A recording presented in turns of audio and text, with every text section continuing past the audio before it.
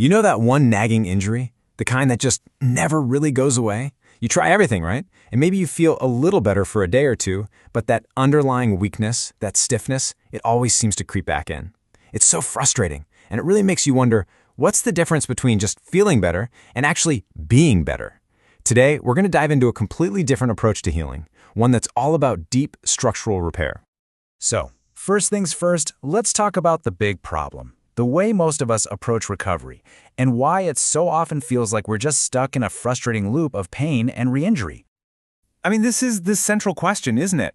That old shoulder thing that flares up whenever you lift overhead, or the knee that just doesn't feel quite right after a run, or that lower back that just feels kind of weak. Why does that true, deep, lasting healing feel so out of reach for so many of us? Well, it really comes down to two totally different philosophies. On one side, you've got masking symptoms. This is like putting a piece of tape over your car's check engine light. Sure, painkillers and NSAIDs might turn off the alarm for a little while, but the engine is still broken. The other approach is restoring tissue. This isn't about the light. It's about getting under the hood and actually fixing the engine, repairing the damage at a cellular level so you can build real, long-term resilience.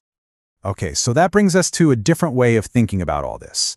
It's a philosophy focused entirely on that second column, restoration and, actually rebuilding. This approach is called Wolverine, and it's described as a very specific stack of regenerative peptides. Now, if you're not familiar, peptides are just short chains of amino acids. Think of them like little messengers that tell your body what to do. The ones we're talking about here are designed to send incredibly specific signals for aggressive healing, for rebuilding the body's entire structural framework from the ground up. And that right there, that's the core promise. The entire goal is permanent improvement. We're not talking about some temporary smokescreen of relief. We're talking about creating tissue that is genuinely stronger and more resilient than it was even before the injury.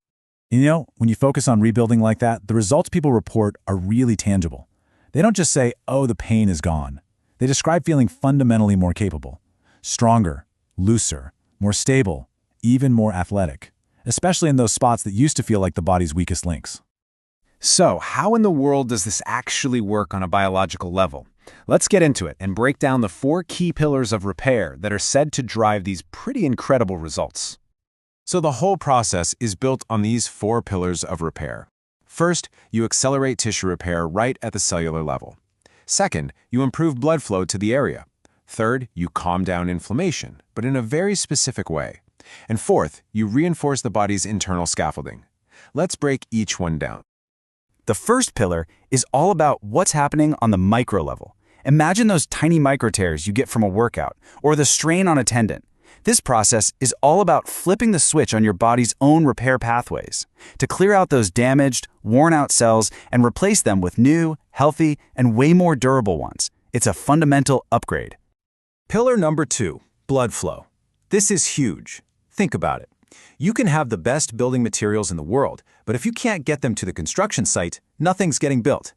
This approach actually helps your body create tiny new blood vessels, essentially building new highways to deliver more oxygen and nutrients, all those crucial healing materials, directly to the site of the injury.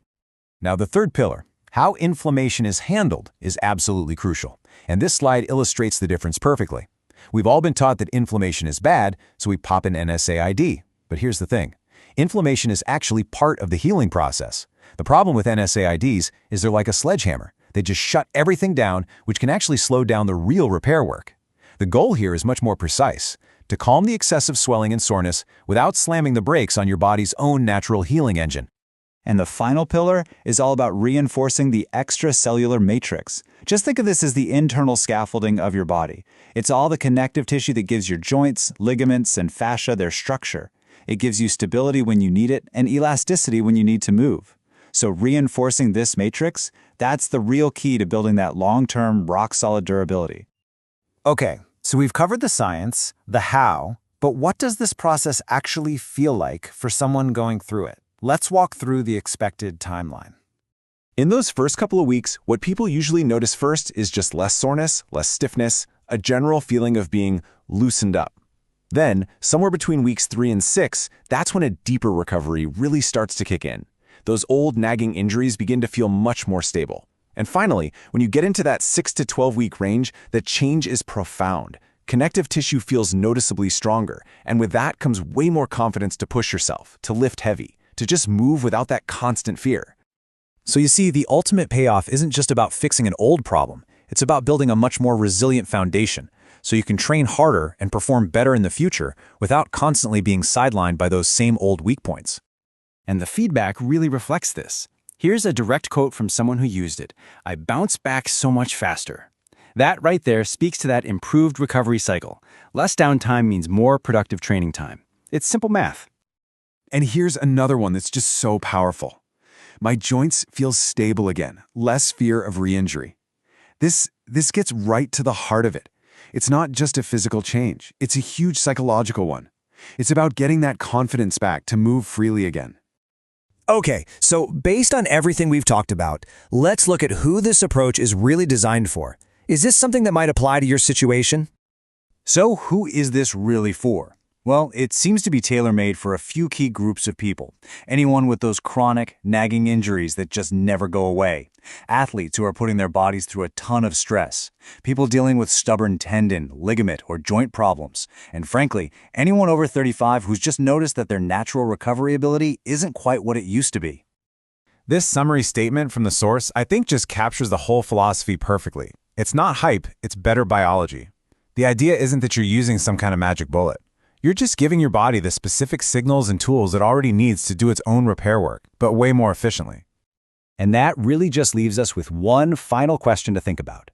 If you weren't constantly being held back by pain, by weakness, or by that fear of re-injury, what could that kind of deep, real repair unlock for you? What new goals could you go after? What activities could you just enjoy again? It's a pretty powerful thought to end on.